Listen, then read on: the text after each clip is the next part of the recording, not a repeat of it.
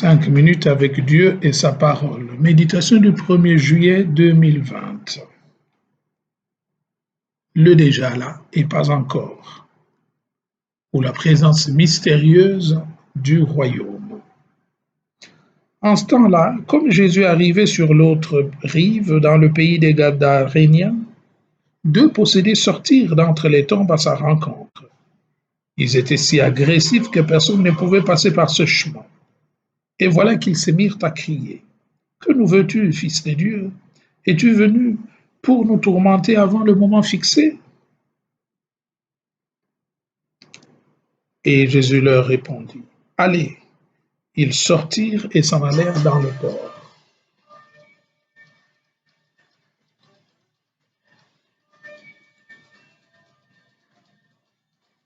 Bien-aimés dans le Seigneur, Shalom.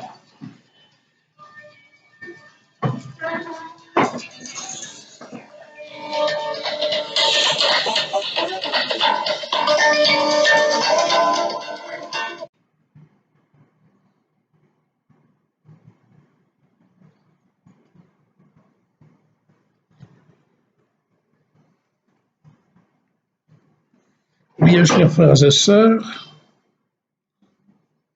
au regard de la situation que nous traversons, d'aucuns se demandent si réellement Dieu est présent ou absent au milieu de nous. Beaucoup, en fait, ne croient plus au pouvoir d'un Dieu qui peut nous libérer de toute servitude ou de tout mal. C'est pourquoi nous assistons ça et là à une déchristianisation à outrance de notre société. Or, la venue du Christ augure une ère nouvelle, c'est-à-dire la venue du Christ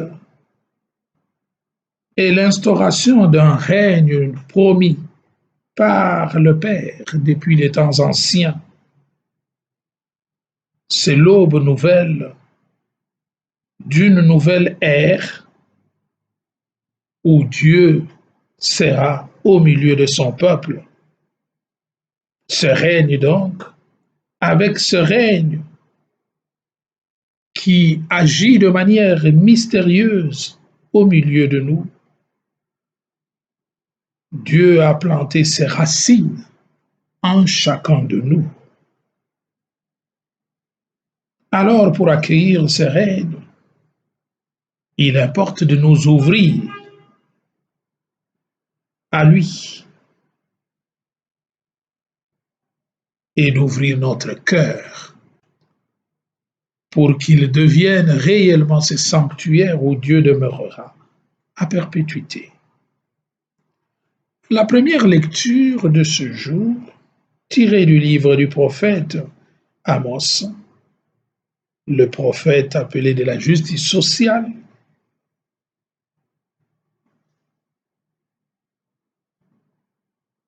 il fustige le comportement paradoxal du peuple élu. Qu'importe donc le culte extérieur, Dieu veut que le peuple puisse prier avec sincérité, c'est-à-dire que le culte extérieur soit le reflet de ce qui est intérieur. Voilà pourquoi le Seigneur nous invite, par la bouche du prophète Amos, à chercher le bien et non le mal, comme le disait saint Paul dans son épître aux Romains. Soyez vainqueurs du mal par le bien, ne rendez pas le mal par le mal. Romains 12, 21. La deuxième chose, pour que notre culte ne soit pas simplement extérieur, mais qu'il soit le reflet de la sincérité de notre attachement à Dieu, que nous puissions rétablir dans une société désuète et complètement vermoulue Le prophète Amos appelle à un rétablissement dans les tribunaux du droit. Le droit, il est appelé le prophète de la justice sociale. Et troisième élément que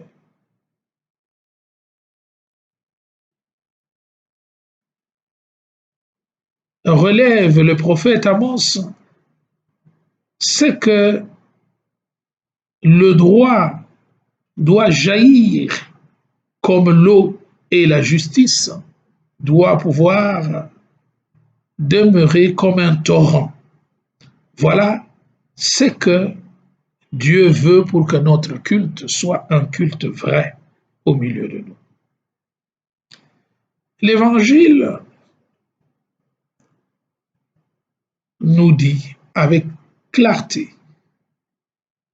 la mission de Jésus dans le monde, celle de libérer tout homme et chaque homme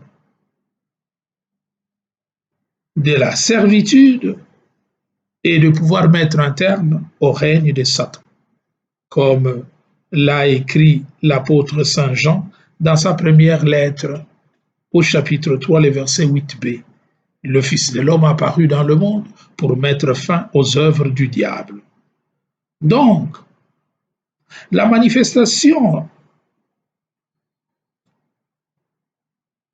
quand Jésus veut mettre un terme aux œuvres du diable, c'est-à-dire qu'il montre qu'avec sa venue a commencé le règne de Dieu. Mais ce règne a commencé de manière mystérieuse, c'est une présence mystérieuse, c'est le déjà là et pas encore. Ce règne est initié, mais il doit continuer, et c'est l'homme qui est appelé à pouvoir enraciner ce règne au milieu de nous. Donc, le règne met un terme et fait reculer ainsi le règne de l'empire du mal et de Satan. Mais l'homme doit coopérer avec Dieu pour que ce règne s'établisse de manière définitive. Alors, libérant les hommes des esprits malins, Jésus opère déjà aujourd'hui les jugements de Dieu. Parce que l'homme, en fait, c'est le sanctuaire de Dieu. C'est le lieu où Dieu doit habiter en permanence. C'est la demeure de Dieu. Et si cette demeure est occupée par des démons, eh bien Dieu ne peut pas y trouver sa place. Voilà pourquoi Jésus vient d'abord pour expulser, chasser les démons, exorciser l'homme, afin que le cœur soit libre et capable d'accueillir Dieu. Alors Dieu peut bâtir, là, établir son règne au milieu de l'homme. Alors, qu'est-ce que nous devons faire pour être libérés du mal, du malin, du démon et de l'emprise de Satan? Il importe, primo, de croire en Dieu, croire en Jésus en l'aimant. Les démons, ils ont cru que Jésus existe, mais ils ne l'aiment pas, ils ne s'approchent pas, ils ne se disposent pas pour que lui puisse opérer en eux. Et nous, ce que nous devons faire, c'est croire en Jésus en l'aimant, c'est-à-dire lui laisser l'espace pour qu'il puisse agir en nous et qu'il nous guide. Deuxièmement, ouvrir notre cœur pour l'accueillir en nous, qu'il y demeure à perpétuité. Et troisièmement, prier en unité dans l'Église en devenant un adorateur de Dieu en esprit et en vérité, comme l'a écrit Saint Jean dans son évangile au chapitre 4, les versets 23 à 24. L'heure est venue où les vrais adorateurs du Père l'adoreront en esprit et en vérité. Seigneur Jésus, fais-nous découvrir que ton règne est déjà opérant, mais de manière mystérieuse dans le monde. Ouvre-nous à son intelligence pour l'accueillir avec un cœur sincère. Alors, il apparaîtra clairement à chacun de nous et se manifestera aujourd'hui et toujours au milieu de nous. Amen. Ô toi Notre-Dame, jette ton regard de compassion sur nous qui recourons à toi, Seigneur Jésus. Jette ton regard de compassion sur nous qui recourons à toi. Que le Seigneur vous bénisse et vous protège, le Père, le Fils et le Saint-Esprit.